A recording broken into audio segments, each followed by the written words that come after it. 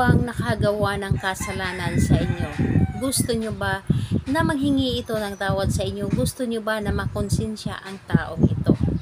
Hello mga guys, kumusta kayo? Panibagong araw, panibagong video na naman tayo. And sa araw na ito ay isa na namang video ang aking tuturo sa inyo na simpleng gabay o simpleng mamamaraan na makakatulong sa atin. At bago ang lahat, gusto ko lang mag-disclaimer sa mga taong hindi naniniwala at hindi gusto ang mga kagaya nitong video. Please skip this video and maghanap kayo ng videos na gustong gusto nyo, dahil ang video na ito ay para lamang ito sa mga taong naniniwala and gusto mag-try.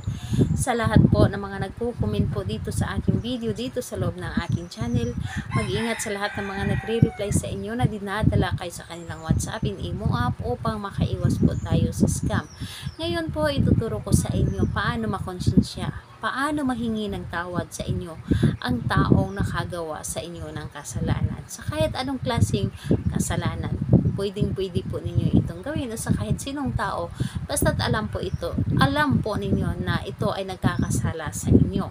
So, ayun po, dito po ang kailangan lamang natin dito na ihanda is kailangan lamang natin dito ng isang maliit na pirasong papel at panulat, and syempre kailangan natin dito ng ating laway lamang po. So ayun po, kapag ready ka na or ready na, kailangan mo lamang dito i-claim sa inyong sarili na gustong gusto mo itong gawin dahil gusto mo manghingi ng tawad ang taong nagkasala sa inyo. Gusto niyo makonsensya at talagang hindi siya papatulugin ng kanyang konsensya. And ayun po, kailangan na nanggagaling po talaga sa inyong puso ang inyong gagawin. So ngayon, kapag ready ka na, gagawin nyo na ang isang ritual. Dito sa isang papel, isulat nyo lamang na isang beses yung kanyang pangalan at apelyido. Isang beses lamang pangalan niya at apelyido, at kapag naisulat nyo na dito ang kanyang pangalan at apelyido, agad kayo or kumuha kayo ng inyong laway. Kumuha kayo ng inyong laway gamit ang inyong hintuturo, tsaka ninyo ipahid sa kanyang pangalan.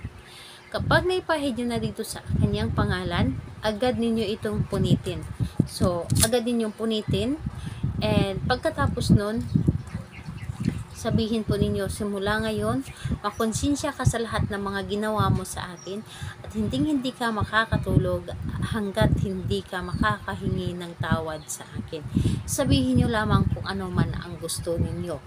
Sabihin ninyo, and ayun po, pagkatapos po ninyong sabihin kung ano man ang mga nais ninyong sabihin para sa kanya na hindi ninyo masabi-sabi sa kanya. So, dito po ninyo lahat-lahat sabihin. And pagkatapos nun, itago mo ito. Kung meron kang itim na tela dyan, kahit yung damit mo na hindi mo pa nalabhan, yung nasuot mo na, yung itim na damit, kung pwedeng nalabhan, pwede rin hindi. Itim na damit, ilagay mo ito sa itim na damit at ilagay sa pinaka madilim na lugar sa loob ng inyong bahay, na wag mo itong pasisinagan kahit ilaw.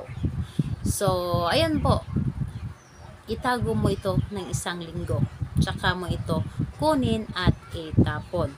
So ayan po, kailan ito pwedeng gawin? Mas maganda na gawin natin ito sa araw ng Tuesday and Friday. Gabi po dapat, mula alas 6 hanggang alas 9 ng gabi. So pili lamang kayo mula alas 6 hanggang alas 9 ng gabi.